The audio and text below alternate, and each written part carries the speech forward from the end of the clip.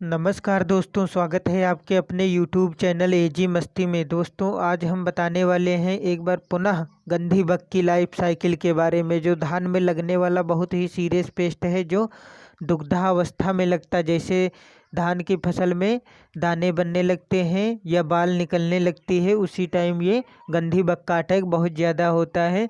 कभी कभी क्वेश्चन में ये भी पूछा जाता है कि गंधी बग का जो है स्टेज जो होती है अटैक की, वो किस अवस्था में होती है। तो आप बता सकते हो कि ये मिल्किंग अवस्था पे या दुग्धावस्था पे होती है। तो आप इस प्रकार से गंधी बग के बारे में जानेंगे, क्या है इसकी लाइफ साइकिल, क्या है इसका डिस्ट्रीब्यूशन और कहाँ कहाँ ये पाया जाता है, उस सब के बारे में। तो दोस्तों, बता दें आपको कि इसके गंधी बग के कई नाम होते हैं। इसका नाम होता है राइस पैडी, मतलब धान का कीड़ा भी बोलते हैं।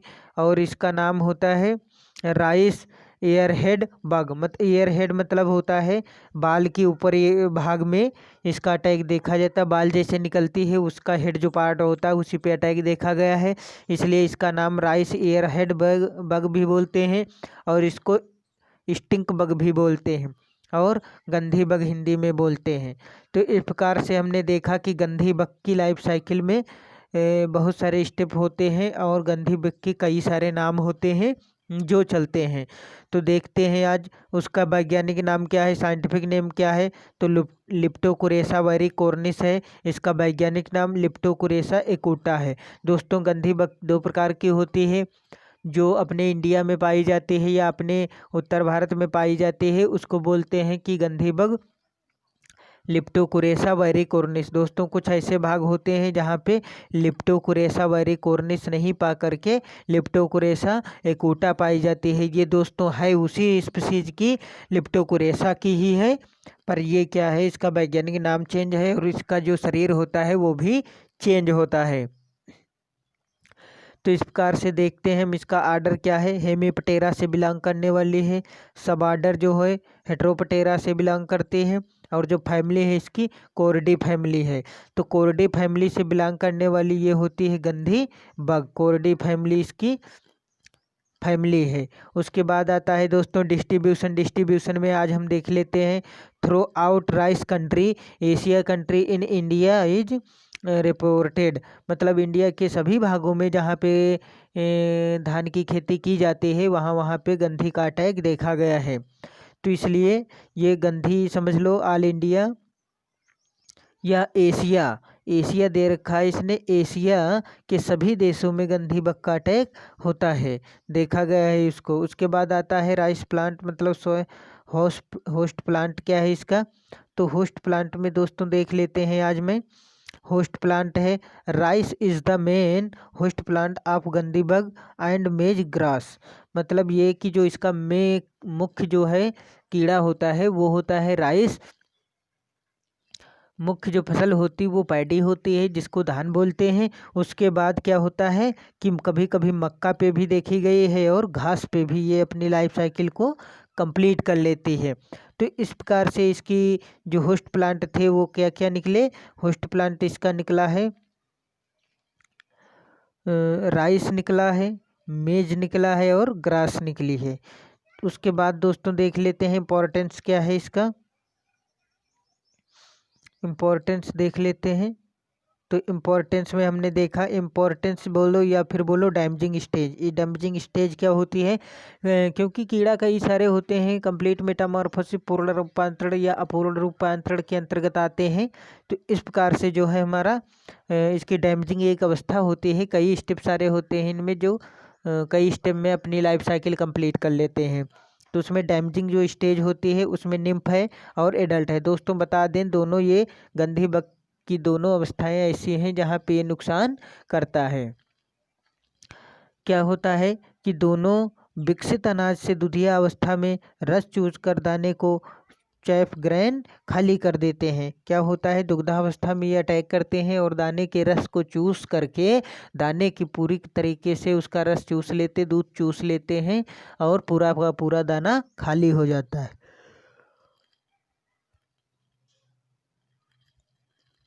उसके बाद दोस्तों आता है इतना सारा नुकसान पहुंचाने के बाद हमारी फसल पे क्या प्रभाव पड़ता है। तो आप देख रहे हैं कि 10 से 60% तक यील्ड की कमी होती है। 10 से 60% तक ये उपज को कम कर देता है। उसके बाद आता है control depending in the crop variety, मतलब इसका कंट्रोल कई बार क्या होता है कि फसल की किस्म पर निर्भर करता है कि ये कैसे कंट्रोल होता है। कई फसलें ऐसी होती हैं जो राइस कंट्रोल के लिए वो रेसिस्टेंस होती हैं, गंधी बग के लिए रेसिस्टेंस पावर होती है, तो गंधी बग का अटैक होता ही नहीं है।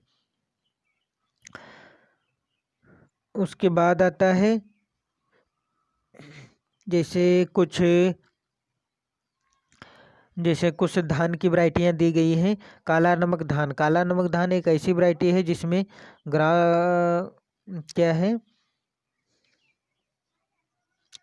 काला धान में गोरखपुर, सिद्धार्थनगर, बस्ती यील्ड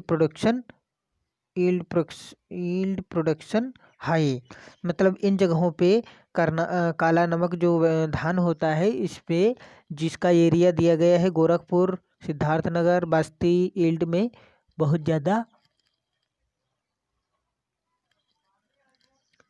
बहुत ज़्यादा प्रोडक्शन हाई होता है, क्योंकि इधर जो है एरिया गंधी बग के लिए खतरनाक है और उधर का एरिया थोड़ा बहुत दूषित हो चुका है। वहाँ पे गंधी बग अटैक नहीं करती है, कम करती है, इसलिए उधर का एरिया ज़्यादा प्रोडक्शन करता है। उसके बाद आ जाता है गंधी बग। गंधी बग में आता है एब्डोमिनल सेगमेंट में स्टिंग ग्लैंड होती है जिससे स्मेल निकलती है और बहुत ही बदबूदार होती है। इसका जो एब्डामेन पार्ट होता है उसमें एक सेगमेंट खंड होता है जहाँ पे ये स्टिंग ग्लैंड होती है। गंधी बग की जो ग्रंथि होती है वहीं से ये फ्लेवर रिलीज करता है, खुशबू रिलीज करता है या गंध या स्मेल महक निकालता है, जिसके कारण ये बहुत ही बदबूदार होती है, इसीलिए इसको गंधी बग नाम दिया गया है। दोस्तों कई बार ऐसा होता है कि कई लोग नहीं बता पाते हैं कि आपको गंधी बग नाम क्यों पड़ा। तो आपको बता दें एब्डोमिनल सेगमेंट में एक खंड होता है जहाँ पे स्टिंग ग्लैंड होती है, वहाँ से स्मेल निकलती है जो निकलती है बहुत ही बदबूदार, जिसकी वजह से बदबू आती है। उसके बाद दोस्तों आता है लाइफ साइकिल आती है उसकी। उसके बाद पहले देखते हैं अपीयरेंस क्या है इसका। अपीयरेंस मतलब ये दिखती कैसी है गंधी बग। अपीयरेंस में हरी लाइट ब्राउन मतलब हरी चमकदार भूरी और मिक्स येलो मतलब कि जो मिला हुआ पीला रंग है, उसमें सिलेंडर की बॉडी जैसा ये दिखती है। तो इस प्रकार से हमने देखा ये दिखने में कैसी थी, ग्रीन थी, ब्राउन थी, येलो थी ये, और सिलेंडर के आकार की इसका शरीर था। उसके बाद आता है 13 से 14 सेंटीमीटर मेल जो है लंबा होता है, 16 से 19 मिलीमीटर लॉन्ग फीमेल होती है। सॉरी आपको बता दें ऊपर पे हमने बोल दिया है 13 से 14 मिलीमीटर लंबी मेल होता है और 16 से 19 मिलीमीटर फीमेल होता है। तो इस प्रकार से हमने देखा गंधी बग का कैसा वो दिखता है। उसके बाद आती है लाइफ साइकिल के बारे में आपको मैं बता दूं, पहले एक डायग्राम के माध्यम से दिया है कि डायग्राम में क्या हुआ है कि एक गंधी बग 250 से 300 अंडे देती है जो 6 से 7 दिन के अंदर निम्फ बन जाता है। निम्फ ही 25 से 30 दिन के बाद एडल्ट बन जाता है। एडल्ट फिर से 5 से 6 दिन के बाद अंडा देता है। ये सारी की सारी प्रोसेस जुलाई से नवंबर तक के बीच में कंप्लीट हो जाती है। तो इस प्रकार से हमने देखा इसकी लाइफ साइकिल बहुत ही खतरनाक लाइफ साइकिल है, क्योंकि एक गंधी बग जो है 250 से 300 अंडे देने का कार्य करती है। कौन? एक लाइफ साइकिल में बोलते हैं इसको गंधी बग। तो इस प्रकार से जुलाई से नवंबर के बीच में ये कंप्लीट हो जाती है। देख लेते हैं क्या क्या दिया है इसमें। इसमें क्या होता है, एक निम्फ एडल्ट,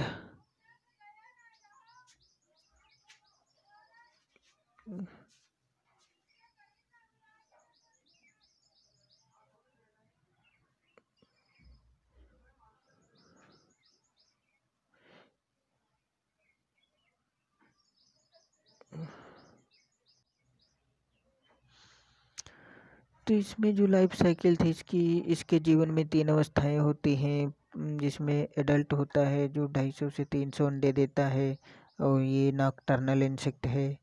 इस प्रकार से ड्यूरिंग नाइट में ये हमेशा कतार में दिए जाते हैं और अंडा जो है ड्यूरिंग कतार में अंडे दिए जाते हैं और फिर जाके अंडे हमेशा कतार में दिए जाते हैं। 25 से 30 दिन बाद अंडे हमेशा मध्य से में 2 से 3 कतारों में दिए जाते हैं, जो पत्ती के नीचे भाग में एकत्रित एग ब्लैक ओल अंडाकार जैसा एक बन जाता है, जहाँ पे अंडे सुरक्षित रहते हैं।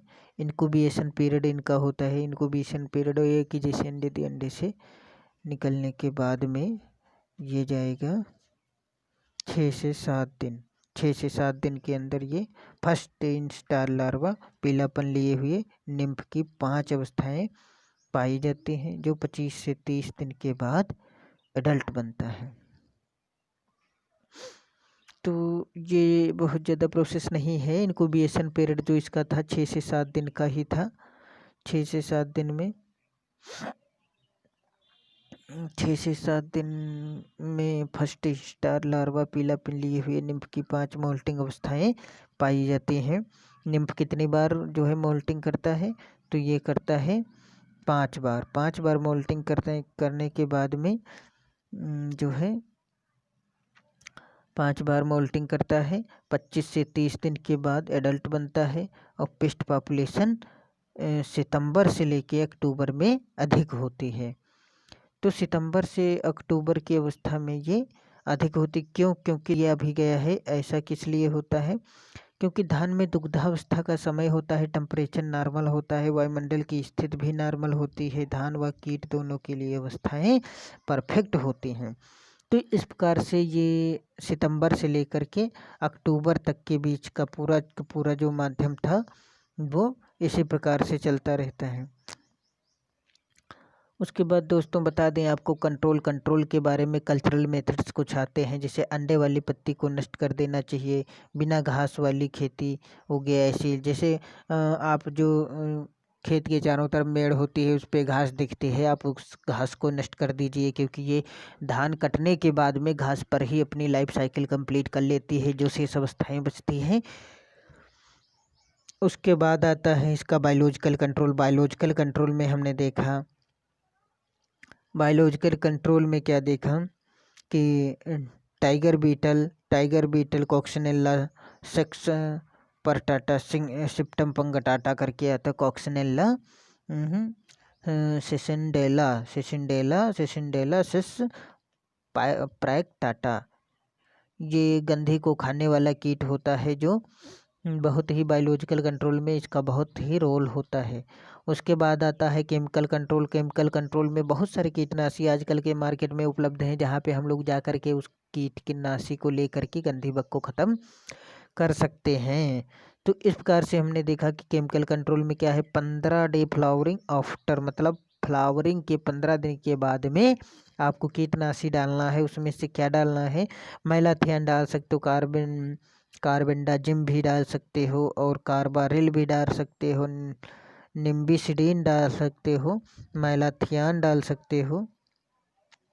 तो इस प्रकार से हमने देखा कि बहुत सारे कीट ऐसे थे जिनके कंट्रोल के, और ये सारी दवाएं दी गई हैं इसमें पेस्टिसाइड कंट्रोल के लिए। आप एक बार देख सकते हो कि मार्केट में अगर ये नहीं मिल रही तो सुटेबल फॉर गंधी बग डिस्ट्रॉय, गंधी बग जो मारने के लिए सुटेबल हो दवा, आप उसका ला करके स्प्रे कर सकते हो और गंधी बग को कंट्रोल कर सकते हो। तो इस प्रकार से हमने देखा कि गंधी बग की लाइफ साइकिल बहुत ही सीरियस पेस्ट है। धान की अवस्था दुग्धावस्था में लगने वाला कीट होता है। तो इस प्रकार से हमारा सारा का सारा लाइफ साइकिल का गंधी बग का कंप्लीट हो जाता है। और जैसे हम लोग देखते हैं कि गंधी बग का नाम बहुत सारे लोगों ने सुना होगा, आज आपने जाना उसकी लाइफ साइकिल के बारे में, क्या इसका कंप्लीट है, क्या इसकी लाइफ साइकिल है, कैसे कैसे ये अपना सर्वाइव करती है और कैसे डिस्ट्रॉय हो जाती है, क्या इसकी लाइफ साइकिल का कितना टाइम है, कितने अंडे देती है, 250 से 300 अंडे पर एक 250 से, भाई आप देख रहे हो ना कि 250 से 300 अंडे एक गंधी बग देती है और जुलाई से नवंबर महीने के बाद में अपनी वो लाइफ साइकिल को कंप्लीट कर लेती है। तो ये था। उसके बाद कुछ स्टेप इसमें और भी दिए हैं, दिख रहे हैं नीचे, आपको बता दें ये वाले। तो इसमें ईसी का दिया, कई बार एग्जाम में पूछा गया है कि ईसी का फुल फॉर्म क्या होता है। आज आप लोग जाते होंगे मार्केट में तो हर एक पेस्टिसाइड के साइड में लिखा होता है कि मैलाथियन 10 ईसी, तो उसका वहाँ पे जो ईसी है उसका कुछ ना कुछ रीजन होता है। तो आप उसको ई से मतलब होता है एमल्सीफायर, सी से होता है कंसंट्रेट। एमल्सीफायर कंसंट्रेट होता है इसका फुल फॉर्म, सक्रिय तत्व की घुलनशील मात्रा, ये होता है इसका, ये होता है। तो उसके बाद जो निम्न से मिलके बना, मतलब जिस पे इसी लिखा है तो आप जान सकते हो उसमें क्या क्या हो सकता है। उसमें इमल्सीफायर हो सकता है, सॉल्वेंट्स होता है, कीटनाशी हो सकती है और वाटर हो सकता है। 4 चीज़ों से मिलकर के इमल्सीफायर कंसंट्रेट बना होता है। इमल्सीफायर होता है, सॉल्वेंट होता है, इंसेक्टिसाइड होता है और वाटर होता है।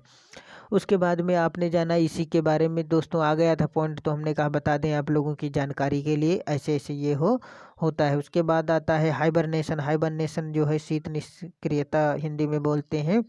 उसके बाद आता है एस एसिवेशन। एसिवेशन जो होता है ये ग्रीष्म निष्क्रियता होती है, जो गर्मियों में कीड़े जो है एक्टिव नहीं हो पाते हैं, तो ये ग्रीष्म निष्क्रियता के कारण नहीं हो पाते हैं। उसके बाद डोरमेंसी होती है, सुषुप्तावस्था होती है, जो ये क्या होती है, जो दाने में होती है या आलू में सुषुप्तावस्था होती है, और सारी कई चीज़ें होती है जिसमें सुषुप्तावस्था पाई जाती है। उसके बाद आपको बता दें डिपाउज होता है, हार्मोन्स या लाख जिसको रेशम कीट बोलते हैं, उसमें क्या होता है इसका कहीं कंट्रोल नहीं होता है। इसको सिर्फ और सिर्फ सावधानी के साथ रखें, और जैसे कुछ चीज़ें आजकल मार्केट में आने लगी हैं जिसको कंट्रोल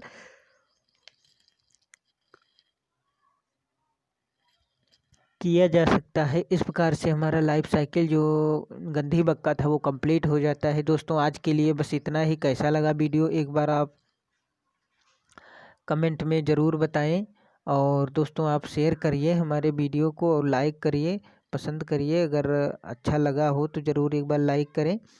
तो कैसा लगा वीडियो आज का, मिलते हैं अगले वीडियो में। आज के लिए बस इतना ही। थैंक यू, धन्यवाद, नमस्कार, जय हिंद।